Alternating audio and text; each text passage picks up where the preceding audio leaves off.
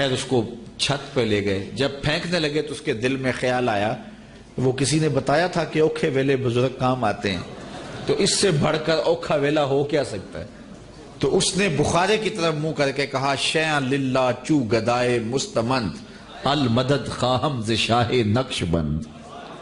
میں نے سنا تھا اوکھے ویلے پیر مدد کو آتے ہیں، تو اس سے اوکھا ویلا تو میرے اوپر نہیں ہو سکتا۔ نیچے پھینکنے لگے، اس نے اپنے پیر کو پکارا۔ کس کو؟ کس کو؟ پیر کو پکارا، حضرت جی مدد کرو۔ آنکھیں اس نے بند کر لی، جلادوں نے اوپر سے پھینک دیا، مگر اس کتنے منٹ لگتے ہیں، کتنے سیکنڈ لگتے ہیں زمین میں آنے؟ اس نے آنکھیں بند کی ہوئی، یوں لگا جیسے کسی نے گود میں لیا ہوا ہے۔ آنکھیں کھولی تو وہ زمین پر صحیح سلامت تھی اور حضرت صاحب سامنے تھے۔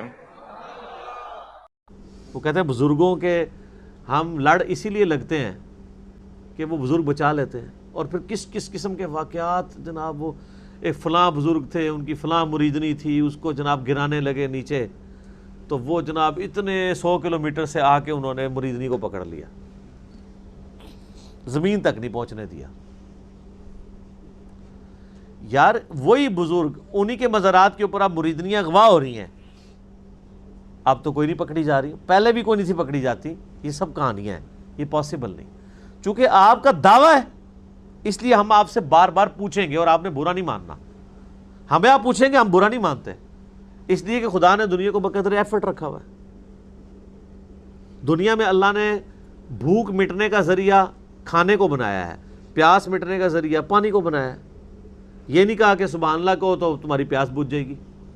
لیکن آپ اپنے بزرگوں کے بارے میں یہی دعوے کرتے ہیں کہ جی وہ بم پکڑ لیتے ہیں، وہ پلوں کی حفاظت کرتے ہیں، وہ یہ ملک سارا انہوں نے سنبھالا ہوا ہے، وہ جناب سمندر کو روک لیتے ہیں، وہ سونامی روک لیتے ہیں، وہ سیلاب روک لیتے ہیں۔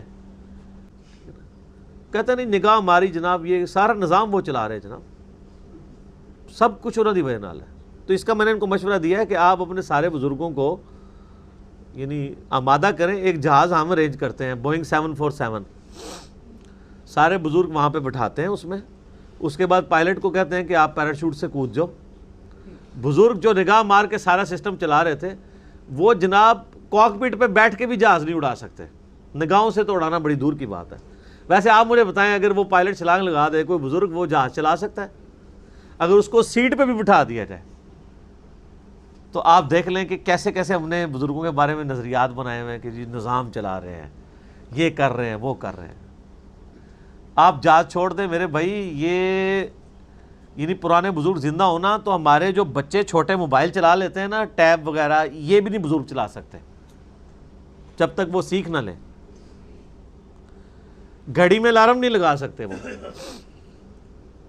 پرانے زمانے میں کدھر لوگوں کو پتہ تھا؟ یہ سیل جب نہیں ہوتے تھے۔ اب ایک پرانا کوئی 200-300 سال کے پہلے کا بزرگ آ جائے، اس کو کہا جائے یہ گھڑی کا سیل چینج کر دو، تو وہ پہلے آپ سے پوچھے گا گھڑی کون سی ہوتی ہے، آپ اشارہ اگر نہ کریں سیل وہ کیا ہوتا ہے، اس کو کیا پتہ سیل کیا ہوتا ہے؟ سب کا سب فراڈ چل رہا ہے۔ دنیا اللہ نے بقدر ایفرٹ رکھی ہوئی ہے۔ تو میں یہ بات کر رہا تھا کہ یہ نہیں، یہ بزرگ پرستی کا فتنہ پہلے بھی تھا اور آج تک وہ فتنہ اسی طریقے سے چل رہا ہے اس قوم میں بھی۔ اللہ تعالیٰ محفوظ فرمائے۔